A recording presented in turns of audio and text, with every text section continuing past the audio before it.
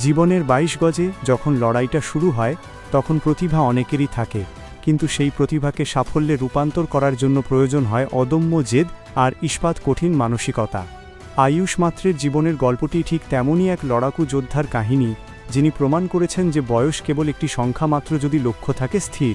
খুব সাধারণ এক পরিবেশ থেকে উঠে এসে ক্রিকেট বিশ্বের নজরে আসাটা কোনো জাদুর কাঠি ছোঁয়ানো সাফল্য ছিল না, বরং এর পেছনে লুকিয়ে আছে হাজারো রোদ বৃষ্টি উপেক্ষা করা প্র্যাকটিস সেশন আর অগণিত ত্যাগের ইতিহাস। আমরা অনেক সময় বড় সুযোগের আশায় বসে থাকি, কিন্তু আয়ুষ আমাদের শেখান যে সুযোগের জন্য অপেক্ষা নয়, বরং নিজেকে এমনভাবে তৈরি করতে হয় যাতে সুযোগ নিজে থেকে আপনার দরজায় কড়া নাড়ে। তার প্রতিটি ব্যাটিং স্ট্রোক যেন আমাদের মনে করিয়ে দেয় যে আত্মবিশ্বাস থাকলে পৃথিবীর যে কোনো শক্তিশালী প্রতিপক্ষকেও রুখে দেওয়া সম্ভব।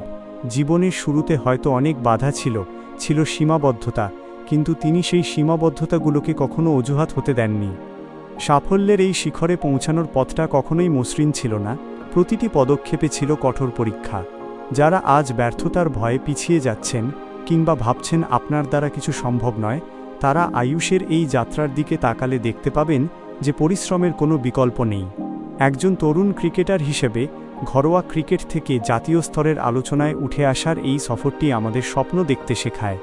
এটি কেবল রানের পাহাড় গড়ার গল্প নয়, এটি হলো প্রতিকূল পরিস্থিতির বিরুদ্ধে বুক চিতিয়ে লড়াই করার গল্প। আপনাদের জীবনেও হয়তো আজ অনেক না পাওয়া আছে, অনেক সমালোচনা আছে, কিন্তু মনে রাখবেন আপনার আজকের নীরব পরিশ্রমই একদিন সাফল্যের গর্জন হয়ে ফিরে আসবে।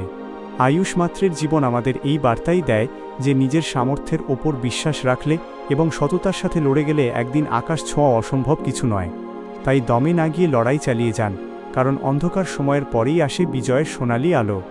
আপনার ভেতরের সেই ক্রিকেটীয় প্যাশন বা জীবনের যে কোনো স্বপ্নকে বাঁচিয়ে রাখুন, কারণ পরিশ্রমী মানুষকে ভাগ্যও সঙ্গ দিতে বাধ্য হয়। আজ আপনার করা প্রতিটি ত্যাগই হবে আগামীকালের আপনার সাফল্যের মূল ভিত্তি।